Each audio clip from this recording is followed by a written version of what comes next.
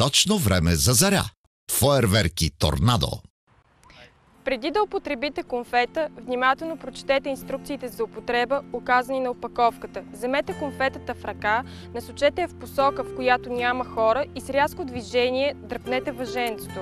Ще чуете гръм и от конфетата ще излети нейното хартиено съдържание. Ако конфетата не сработи, следва да я потопите във вода за 48 часа, след което да утилизирате с битовите отпадъци.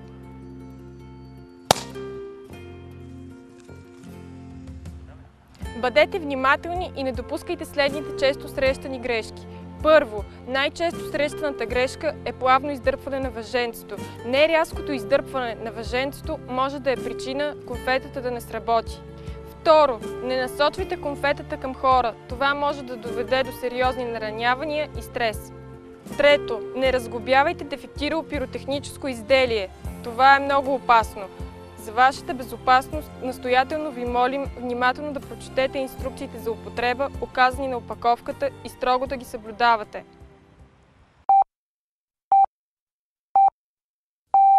Точно време за заря. От Фойерверки Торнадо. Магазин за фойерверки и пиротехника Торнадо. Студентски град, блок 55. Всеки ден от 9 до 9. Да празнуваме заедно с експлозия от красота.